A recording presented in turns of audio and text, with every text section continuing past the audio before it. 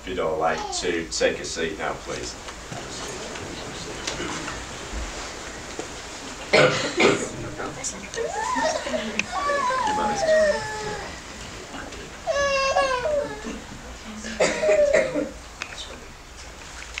Now, is everybody here who you wish to be present? Yes.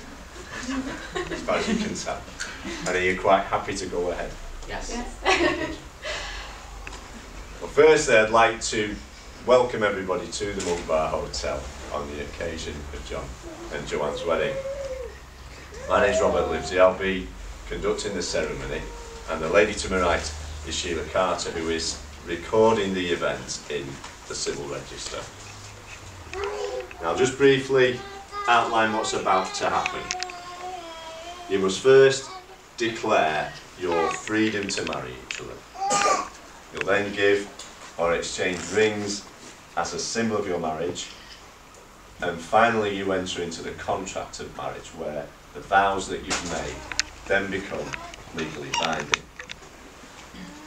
I also have to tell you that the room in which we are met has been duly sanctioned according to law for the celebration of marriage, and before you are joined in matrimony, it is my duty to remind you both of the solemn and binding character of the vows of marriage you're about to make.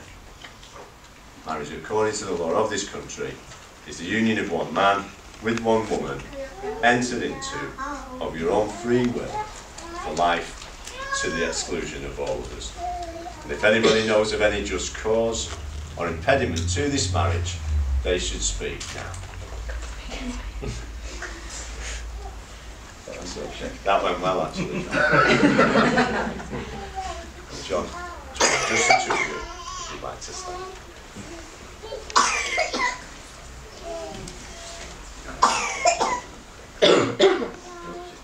Now, I'm going to ask each of you in turn to make the declaration that you're free to marry each other simply by repeating after me. I'm always going to ask you first. Okay. I do solemnly declare.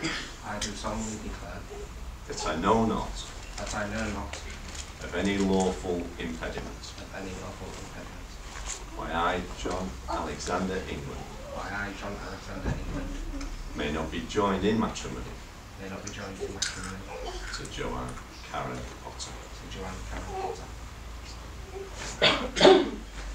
I do solemnly declare I do solemnly declare that I know not that I know not of any lawful impediment of any lawful impediment why I, Joanne Karen Potter, why I, Joanne Karen Potter, may not be joined in matrimony may not be joined in matrimony to John Alexander England. John Alexander.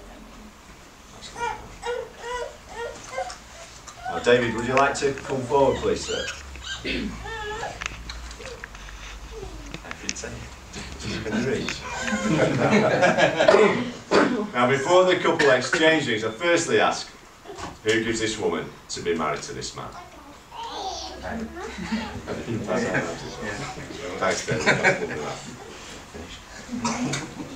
don't think you were supposed to be so pleased about it. Now, the wedding ring's an unbroken circle with no beginning or end, and it symbolises unending and everlasting love. And it's an outward sign of the lifelong promises that you're making to each other today. Now, Charlie, bingo. Bingo. Well done.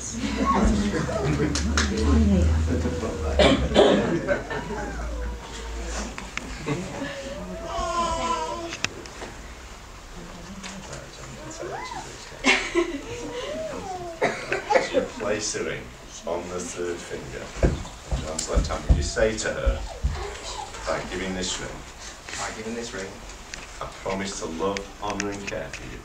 I promise to love, Honour and care honour and care for you for the rest of our lives. for the rest of our life.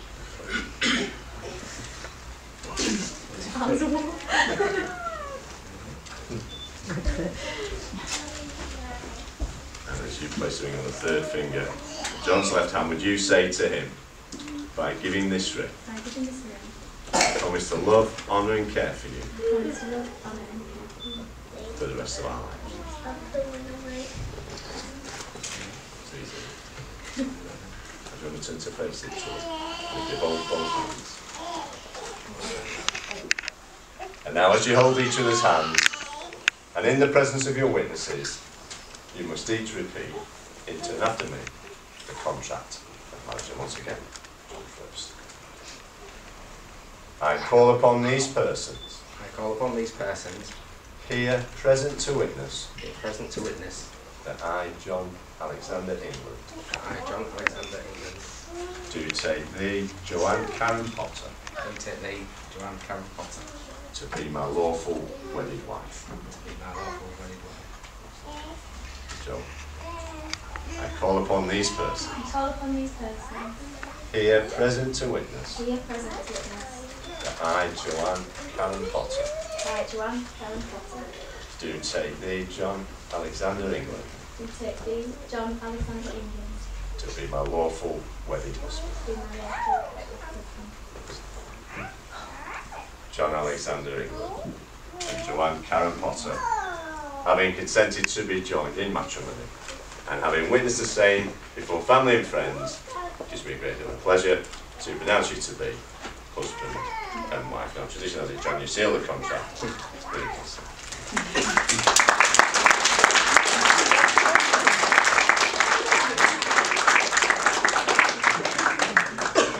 You're warming up, John. He's lost about half a stone. Now they're going to sign the register where they are with the backs to you, then I'll bring them round the table so they're facing you and you can often take some pictures.